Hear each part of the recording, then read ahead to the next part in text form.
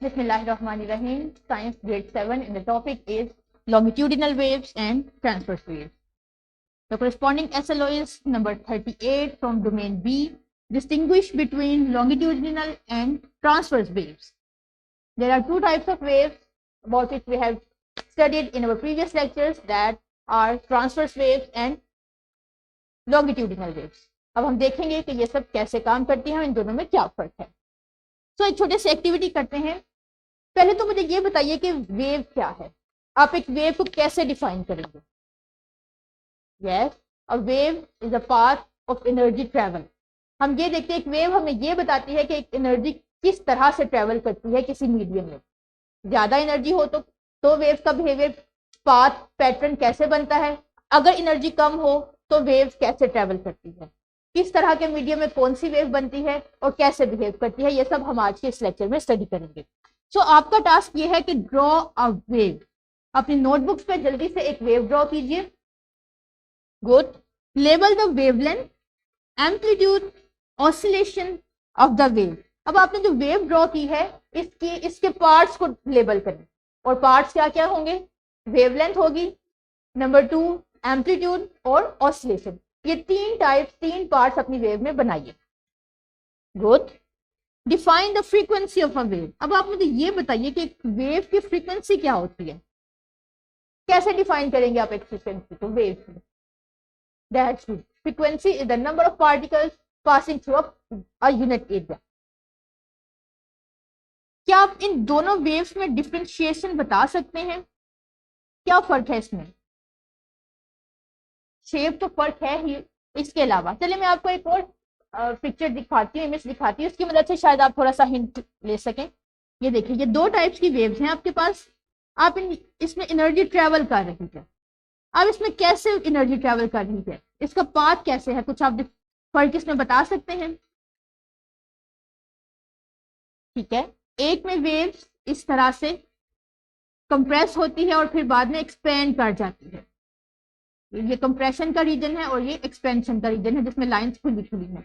और दूसरी सूरत में wave up and down, hills और वैलीज की सूरत में ट्रेवल करती है. It is the hill and the broader part is valley. और यहाँ पे ये जो खुला हुआ खुली लाइनें हैं इसे कहते हैं रेयर फ्रैक्शन.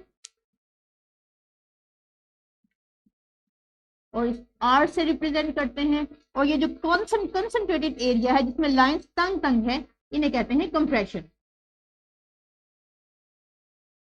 इसे सी से रिप्रेजेंट करते हैं. यही दो टाइप की वेव्स हैं जिन्हें हम आज पढ़ेंगे.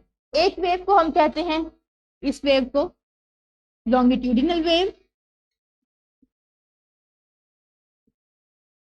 और ये दूसरी टाइप है ट्रांसवर्स वेव. अब इन दोनों में डिफरेंस आता है मीडियम ऑफ पार्टिकल्स की मूवमेंट का, कि जब एनर्जी फ्लो होती है किसी मीडियम में तो उसके पार्टिकल्स कैसे बिहेव करते हैं. ये दोनों वेव की टाइप इस बेस पर बनाई गई है. एक एक्टिविटी परफॉर्म करते हैं. अब आपने क्या करना है कि एक स्प्रिंग ले, इसे एक फिक्स पॉइंट के साथ बांध दें और स्प्रिंग को दो तरह से मूव करें. पहले अप एंड डाउन मूव करें और फिर टू एंड फ्रो मूव करें और फिर देखें कि स्प्रिंग कैसे मूव करता है. तो ये दोनों तरह की जो स्प्रिंग की मूवमेंट होंगी, अप एंड डाउन और टू एंड फ्रो मूवमेंट, ये हमारी दो तरह की वेव्स को जनरेट करेंगे जिसके बारे में हम पढ़ने जा रहे हैं, ट्रांसवर्स वेव और लॉन्गिट्यूडिनल वेव्स. अपने लिंक में एक दफा मैं आपको थोड़ा सा हिंट दे देती हूँ. ये देखिए, ये हमारे पास एक सिस्टम है ऑलरेडी सेट किया हुआ.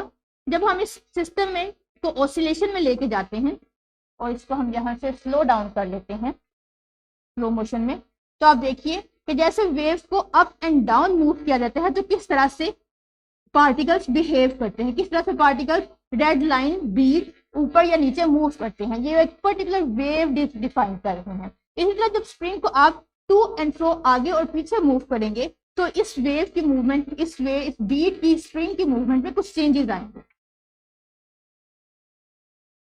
स्लाइड पे आते हैं अपनी वापस. ये एक्टिविटी आप परफॉर्म करेंगे क्लास में और घर जाकर भी, और फिर आपकी जो ऑब्जर्वेशन है उन्हें नोट डाउन करेंगे कि जब आपने अप एंड डाउन मूव किया तो स्प्रिंग में क्या कैसे चेंजेस आई, यानी आपने एनर्जी को इस तरह से इसमें इनपुट किया, और जब आपने टू एंड फ्रो मूव किया तो एनर्जी कैसे चेंज हुई। So there are two types of wave, transverse waves और लॉन्गिट्यूडिनल वेव्स। ट्रांसवर्स वेव्स क्या है? Transverse waves are those in which a wave moves forward, कि जैसे ही एनर्जी आगे को मूव करेगी, आप देख सकते हैं तो इसके पार्टिकल्स वाइब्रेट करेंगे अपनी जगह पे ऊपर और नीचे। ये आपको एक पर्टिकुलर पार्टिकल दिखाया गया है, एनर्जी इस डायरेक्शन में मूव कर रही है, सामने की तरफ जा रही है राइट साइड में, लेकिन पार्टिकल अपनी जगह पे वाइब्रेट करता है, वो ऊपर होता है, ऊपर की तरफ जाता है और फिर नीचे की तरफ चला जाता है, तो इसकी नेट मूवमेंट अपनी जगह से चेंज नहीं होती, बल्कि बस वो वाइब्रेट ही करता रहता है। ऐसी वेव को हम कहते हैं ट्रांसवर्स वेव, जिसमें एनर्जी एक पर्टिकुलर हॉरिजॉन्टल जा रही है लेकिन पार्टिकल्स की वाइब्रेशन परपेंडिकुलर है अपने सिस्टम से। तो such a wave is called transverse waves. ये देखिए, एनर्जी का फ्लो इस डायरेक्शन में है लेकिन पार्टिकल्स की movement up and down, up and down, up and down है।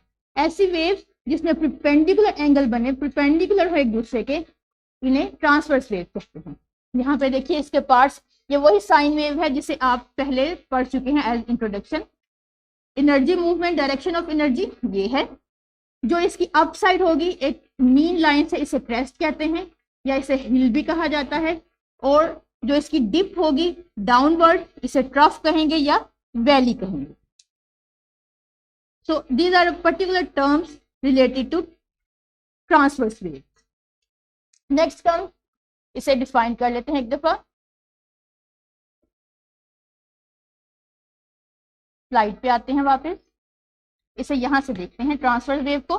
ये हमारे पास एक और सिस्टम है जिसमें वाटर, इसका साइड व्यू देखते हैं। ये देखिए, जैसे ही ऊपर पानी एक ड्रॉप की सूरत में ऐड होगा तो इस पानी के सरफेस में वेव्स पैदा होना शुरू हो जाएंगे। ये वेव्स स्लो मोशन में देखते हैं। ये देखिए, अगर मैं इस वेव की फ्रीक्वेंसी यहां से बढ़ा देती हूँ, मैक्सिमम कर देती हूँ, तो ये वेव्स ज्यादा तादाद में और तेजी से प्रोड्यूस हो रही हैं। और अगर मैं इनका एम्पलीट्यूड कम कर देती हूँ तो ये वेव्स, आप देखिए कि एक ट्रफ में, एक क्रेस्ट और दूसरे क्रेस्ट में किस कदर ज्यादा डिफरेंस आ रहा है। चलिए अब यहाँ से इसे मेजर करके देखते हैं। ये हमारे पास एक सिस्टम है इलेक्ट्रोड, जो इसकी सरफेस को मेजर करता है वेव। अब देखिए कि जैसे ही फ्रीक्वेंसी हमने मैक्सिमम कर दी, वेव्स किस एम्पलीट्यूड के साथ और किस तेजी से मूव कर रहे हैं। अगर हम यहाँ से एम्पलीट्यूड चेंज करते हैं तो वेव्स का वेवलेंथ बढ़ जाएगी। अब हमारे पास जो वेव्स प्रोड्यूस हो रही हैं वो ज्यादा वेवलेंथ के साथ प्रोड्यूस होंगी।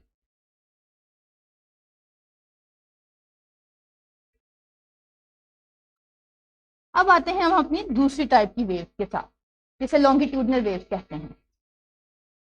ये देखिए, ये दूसरी टाइप की वेव है। अब इसको पहले डिफाइन कर लेते हैं। अ लॉन्गिट्यूडिनल वेव मूव फॉरवर्ड, जब वेव आगे की तरफ जाती है, the particles of the medium also vibrate back and fourth, तो मीडियम के जो पार्टिकल हैं वो भी उसी डायरेक्शन में पैरेलल मूव करते हैं एनर्जी के। ऐसी वेव को हम कहते हैं लॉन्गिट्यूडिनल वेव। जैसे कि आप इस इमेज में देख सकते हैं कि ये वेव की डायरेक्शन है, यहाँ हमने एक पर्टिकुलर पार्टिकल को टारगेट किया है। जैसे जैसे एनर्जी गुजर रही है, पार्टिकल सिर्फ आगे पीछे टू एंड फ्रो मूव कर रहे हैं। ये पहली ट्रांसवर्स वेव की तरह ऊपर नीचे मूव नहीं करते, बल्कि अपनी एनर्जी की डायरेक्शन में पैरेलल मूव करते हैं। अब ये होता कैसे है कि जैसे ही एक वेव आए, उसने कुछ पार्टिकल्स को हिट किया, वो पार्टिकल्स प्रेशर की वजह से दूसरे पार्टिकल्स को हिट करेंगे, एनर्जी ट्रांसफर करेंगे। अब वो जो हिट करते हुए पार्टिकल्स हैं वो साथ वाले पार्टिकल्स को हिट करेंगे, पीछे वाला सिस्टम स्टेबल हो जाएगा। तो इस तरह से ये एनर्जी या वेव आगे की तरफ मूव करती चली जाती है। इस वेव के दो पर्टिकुलर स्ट्रक्चर्स हैं। एक वो एरिया जहाँ पे पार्टिकल्स कंडेंस हैं, ज्यादा प्रेशर में है, इसे कहते हैं कंप्रेशन, सी से रिप्रेजेंट करते हैं। और वो एरिया जहाँ पार्टिकल्स ज्यादा तादाद में नहीं है, लो प्रेशर एरिया, इसे कहते हैं रेयरफेक्शन। यह पर्टिकुलर टर्मिनोलॉजी है एक लॉन्गिट्यूडिनल वेव की, जबकि वेव इस तरफ जा रही है। सो आपको डिफरेंस पता चल गया दोनों तरह की वेव्स में। अब हम इसे देखते हैं। Sound waves actually longitudinal waves हैं। यहां से भी देखिए आपका कॉन्सेप्ट क्लियर होगा कि जब स्प्रिंग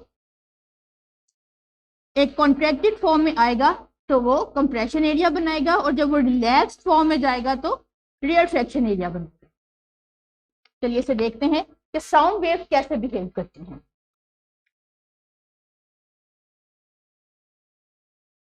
ये देखिए यहां से हम अपनी साउंड वेव्स में जाते हैं। अब साउंड वेव्स, यहां से मैंने स्पीकर ऑन किया और यहाँ पे हम पार्टिकल्स दोनों, अब देखिए ये वेव्स जैसे जैसे एनर्जी वेव्स ब्लैक और ग्रे कलर की यहाँ से पास ऑन हो रही हैं, तो पार्टिकल्स यानी ग्रे कलर के पार्टिकल्स और रेड पार्टिकल्स कैसे बिहेव कर रहे हैं। किसी पर्टिकुलर एरिया में वो डेंस हैं और किसी खास एरिया में वो इसके साथ एडजेसेंट एरिया में रिलैक्स्ड हैं, इतने डेंस नहीं है। तो जो डेंसर एरिया है उसे कहेंगे रेयर कंप्रेशन, और डेंसर एरिया को, लाइटर एरिया को कहेंगे रेयरफेक्शन। जैसे जैसे वेव गुजरेगी, अब अगर मैं इसकी फ्रीक्वेंसी ज़्यादा कर दूं और यहाँ पे हम ग्राफ में देखें तो आप देखिए फ्रीक्वेंसी ज़्यादा होने से इस वेव में ज़्यादा तादाद में वेव इसमें क्रेस्ट और ट्रफ बन रहे हैं, ज़्यादा तादाद में कंप्रेशन और रेयरफेक्शन, और पार्टिकल तेज़ी से मूव करना शुरू हो गए हैं क्योंकि high frequency waves high energy रखती हैं। और अगर एम्पलीट्यूड ज़्यादा कर दें तो इसकी इंटेंसिटी ज़्यादा हो जाएगी वेव की। आप देख रहे हैं कि इसके एम्पलीट्यूड में एक ऑब्जर्वेबल डिफरेंस आया है। अब ये ज़्यादा बड़ी तादाद में, यहाँ से अगर आप इसको मेजर करते हैं उसकी लेंथ, तो पहले जो एम्पलीट्यूड था अब वो चेंज हो गया है। तो ये था basic difference between two types of waves, longitudinal waves and transverse waves. वापस आते हैं, डिफरेंशिएट करते हैं, और साथ यही हमारा रैप अप भी होगा कि longitudinal waves, in longitudinal waves the particles of the medium move parallel to the direction of the wave motion, whereas in transverse waves particles of the medium move perpendicular to the direction of the wave motion। यानी wave इस तरफ move कर रही है और particles भी उसी direction में मूव कर रहे हैं, तो लॉन्गिट्यूडिनल वेव है। जबकि वेव फॉरवर्ड मूव करेगी और पार्टिकल वाइब्रेट करेंगे, परपेंडिकुलर मूव करेंगे, तो ये ट्रांसवर्स वेव्स है। In longitudinal waves consist of compressions and rarefactions, whereas the transverse wave consists of crests and troughs. Longitudinal waves cannot travel in vacuum. यही वजह है कि जो साउंड वेव्स हैं वो खला में ट्रेवल नहीं कर सकती, whereas transverse waves can travel in a vacuum. Transverse wave vacuum में ट्रेवल कर सकती है, जैसा कि लाइट वेव्स। साउंड वेव्स इसकी एग्जांपल है लॉन्गिट्यूडिनल वेव्स की, और वाटर वेव्स की एग्जांपल है लाइट वेव्स और वाटर वेव्स।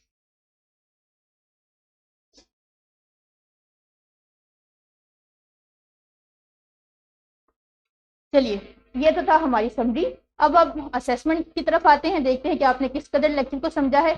आपके पास एक वर्कशीट है, इससे आप सॉल्व करेंगे और टीचर को अपने रिटर्न करेंगे। इसके बाद आप होमवर्क आपको कुछ दिया जाएगा वो आप परफॉर्म करेंगे। MCQ नंबर 3, 9 आप सॉल्व करेंगे एक्सरसाइज में से। एक्सरसाइज के सेक्शन बी से आप क्वेश्चन नंबर 5 और 11 सॉल्व करेंगे, और इसके साथ साथ आप इस दिए गए लिंक को यूज करते हुए ट्रांसवर्स वेव और लॉन्गिट्यूडिनल वेव का एम्पलीट्यूड फाइंड करेंगे, जबकि फ्रीक्वेंसी 25 सेकंड होगी। तो ये आपका आज का टास्क है जो आपने परफॉर्म करना है। लिंक आपको दिया गया है। अभी हमने उसकी एक पिक्चर भी देखी थी सिमुलेशन की कि आप कैसे 25 सेकंड्स में एम्पलीट्यूड लो फ्रीक्वेंसी पे रखते हुए फाइंड कर सकते हैं ट्रांसवर्स वेव का और